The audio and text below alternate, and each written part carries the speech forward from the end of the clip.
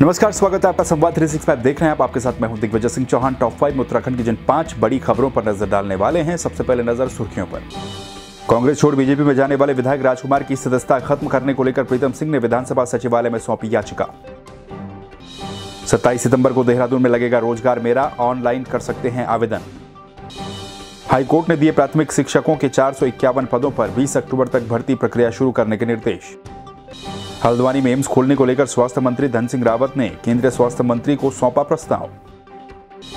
उत्तराखंड में इस हफ्ते भी जारी रह सकती है मानसूनी बारिश का दौर, कुमाऊं के कुछ क्षेत्रों में तेज बारिश के आसार।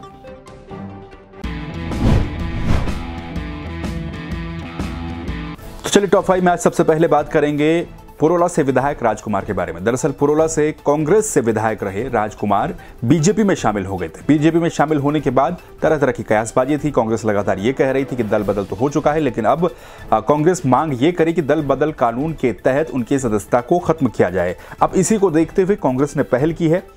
बीजेपी का दामन थामने वाले पुरोला से विधायक राजकुमार की सदस्यता पर अब संकट के बादल मंडराते हुए नजर आ रहे हैं, क्योंकि नेता प्रतिपक्ष प्रीतम सिंह ने विधायक राजकुमार के खिलाफ दल बदल कानून के तहत कार्रवाई करने की मांग की है। इसको लेकर के उन्होंने एक प्रस्ताव भी सौंपा है विधानसभा सचिवालय में और ये मांग की है कि राजकुमार की सदस्यता को खत्म किया जाए।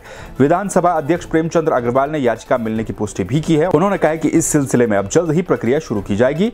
पुरोला से कांग्रेस के विधायक राजकुमार और धनौल्टी से निर्दलीय विधायक प्रीतम सिंह पवार ने हाल ही में दिल्ली में बीजेपी की सदस्यता ली। बीजेपी का दामन थामा, तब से ही इनकी सदस्यता को लेकर संशय लगातार बना हुआ है और इसी को देखते हुए नेता प्रतिपक्ष प्रीतम सिंह ने एक याचिका दी है, जिसमें उन्होंने मांग की है कि राजकुमार की सदस्यता को खत्म किया जाए और आने वाले चुनाव में उन्हें चुनाव लड़ने के लिए अयोग्य भी घोषित किया जाए। तो चलिए बात कर लेते हैं रोजगार को लेकर। दरअसल 27 सितंबर को देहरादून में रोजगार मेला आयोजित किया जाएगा। इस रोजगार मेले में करीब 16 कंपनियां जो कि विभिन्न क्षेत्रों में काम करती हैं, वो 16 कंपनियां यहां पर आएंगी, यहां से मैन पावर को लेकर के जाएंगी। ये रोजगार मेला 27 सितंबर सुबह 10 बजे से शुरू होगा। इस रोजगार मेले में रजिस्ट्रेशन करवाने के लिए आपको एक फॉर्म भरना होगा, उस फॉर्म को सबमिट करना होगा।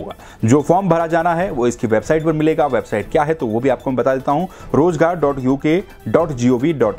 इस वेबसाइट से एक बार फिर से मैं आपको बता दूं, rozgar.uk.gov.in। इस वेबसाइट से आप फॉर्म का प्रारूप निकाल सकते हैं, उसको भर सकते हैं और सबमिट कर सकते हैं। तो 27 सितंबर को क्षेत्रीय सेवा योजना कार्यालय देहरादून में रोजगार मेला आयोजित किया जाएगा। इसमें अलग अलग क्षेत्रों में काम करने वाली 16 कंपनियां शामिल होंगी और क्योंकि कोरोना वायरस को देखते हुए यहां पर संख्या सीमित रखी जाएगी, तो इसके लिए जो इच्छुक अभ्यर्थी हैं उनका पूर्व पंजीकरण भी कार्यालय परिसर में ही किया जाएगा। इस दौरान अभ्यर्थियों के द्वारा जो फॉर्मेट है फॉर्म का, उसको भरा जाएगा और यहां पर जमा करवाया जाएगा। फॉर्म आपको कहां से मिलेगा वो मैं आपको बता चुका हूं। तो 27 सितंबर को सुबह 10 बजे से रोजगार मेला देहरादून में आयोजित किया जाएगा।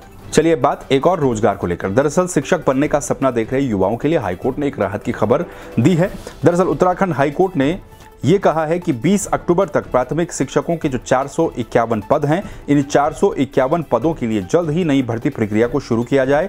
ये निर्देश हाईकोर्ट ने दिए हैं। ये भर्ती प्रक्रिया 2245 पदों पर भर्ती प्रक्रिया से अलग होगी, यानी कि ये वो भर्ती प्रक्रिया नहीं होगी जिसमें 2245 पद पहले से हैं। मुख्य न्यायाधीश RS चौहान व न्यायमूर्ति आलोक कुमार वर्मा की युगल पीठ ने समाजसेवी अनुपंत की ओर से दायर याचिका की सुनवाई के बाद यह निर्देश जारी किया है। शिक्षा सचिव राधिका झा अदालत में पेश हुई। उन्होंने अदालत को बताया कि शिक्षकों की जो भर्ती प्रक्रिया है उससे वंचित अभ्यर्थियों को परीक्षा में शामिल करना काफी मुश्किल है। कोरोना महामारी के लंबे अवकाश के बाद प्रदेश में स्कूल खुल गए हैं। विधानसभा चुनाव के चलते कुछ ही महीने के बाद प्रदेश में क्योंकि आचार संहिता भी लागू हो जाएगी, तो शिक्षक भर्ती प्रक्रिया की अंतिम तिथि को बढ़ाना उचित नहीं है और ये निर्देश हाईकोर्ट ने दिए हैं कि जो शिक्षक 451 जो प्राइमरी शिक्षक हैं, इनकी भर्ती प्रक्रिया 20 अक्टूबर तक शुरू की जाए। इसके निर्देश भी हाईकोर्ट ने दिए हैं। कुमाऊं में स्वास्थ्य सुविधाओं को मजबूत करने के लिए कुमाऊं में एम्स खोलने की मांग काफी समय से चलती आ रही है। इस बारे में मुख्यमंत्री जब दिल्ली गए थे तो वहां पर उन्होंने सार्थक पहल भी की थी। कई बार इस तरह के प्रस्ताव भी वहां पर रखे गए। इसी बीच उत्तराखंड के स्वास्थ्य मंत्री डॉक्टर धन सिंह रावत दिल्ली गए और दिल्ली जाकर के उन्होंने कुमाऊं के हल्द्वानी में एम्स स्थापित करने के लिए बुधवार को केंद्रीय स्वास्थ्य मंत्री मनसुख मंडाविया से मुलाकात की और मनसुख मंडाविया से मुलाकात करके उन्हें यह प्रस्ताव भी सौंपा। केंद्रीय मंत्री से इस मामले में धन सिंह रावत को आश्वासन भी मिला है। कुमाऊं में एम्स खोलने की मांग काफी लंबे समय से चलती आ रही है। लोगों की भी मांग है और इससे पहले जनप्रतिनिधियों की तरफ से भी इस पर पहल की जा चुकी है। स्वास्थ्य मंत्री डॉक्टर धन सिंह रावत मनसुख मंडाविया से मिले और एम्स खोलने का प्रस्ताव हल्द्वानी में उन्होंने मनसुख मंडाविया को सौंपा। इस पर आश्वासन भी जरूर मिला है, क्योंकि उत्तराखंड में ऋषिकेश में एक एम्स मौजूद है, लेकिन इस एम्स में मैक्सिमम जो है गढ़वाल रीजन के लोग आते हैं। कुमाऊं रीजन के जो दूरस्थ इलाके हैं उनको यहां तक पहुंचने में काफ़ी दिक्कतों का सामना करना पड़ता है और पिथौरागढ़, चंपावत, उधम सिंह नगर, बागेश्वर, अल्मोड़ा जैसे जिलों में स्वास्थ्य सेवाओं की काफ़ी सारी दिक्कतें भी हैं। इन्हीं सभी दिक्कतों को देखते हुए वहां पर एम्स खोलने की मांग काफ़ी लंबे समय से की जा रही है ताकि वहां के लोगों को वहीं पर बेहतर स्वास्थ्य सुविधाएं मिल सकें। अब इस मामले में आश्वासन जरूर मिला है, लेकिन देखना यह है कि कब तक कोई सकारात्मक कदम उठाया जाता है। तो चलिए बात कर लेते हैं उत्तराखंड के मौसम अपडेट की। तो उत्तराखंड में इस हफ्ते भी मानसूनी बारिश का दौर लगातार जारी रह सकता है। मौसम विभाग के मुताबिक कुमाऊं मंडल के नैनीताल, बागेश्वर और चंपावत जिले में गुरुवार को कहीं कहीं पर भारी बारिश होने की संभावना है। बुधवार को चमोली, रुद्रप्रयाग, टिहरी, उत्तरकाशी, पौड़ी जिले में हल्के से लेकर घने बादल छाए रहे और कई जगहों पर हल्की बारिश भी हुई। इसी बीच इस पूरे सप्ताह अन्य क्षेत्रों में भी बारिश का दौर जारी रह सकता है। कहीं कहीं पर यह बारिश हल्के से मध्यम हो सकती है, तो कहीं कहीं पर कुमाऊं के जिन रीजनों में जैसे मैंने आपको नाम बताए वहां पर तेज बारिश भी हो सकती है।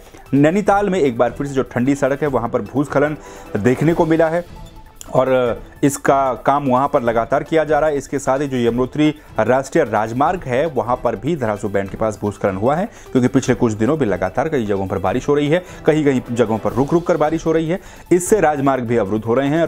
राजमार्गों को हालांकि खोला भी जा रहा है और एनएच की टीमें जुटी हुई हैं। तो फिलहाल आने वाले इस पूरे हफ्ते कहीं कहीं पर हल्की से मध्यम बारिश हो सकती है, तो कहीं कहीं पर तेज बारिश भी हो सकती है। मानसूनी बारिश का दौर कब दूर होगा इस हफ्ते के बाद पता चल पाएगा।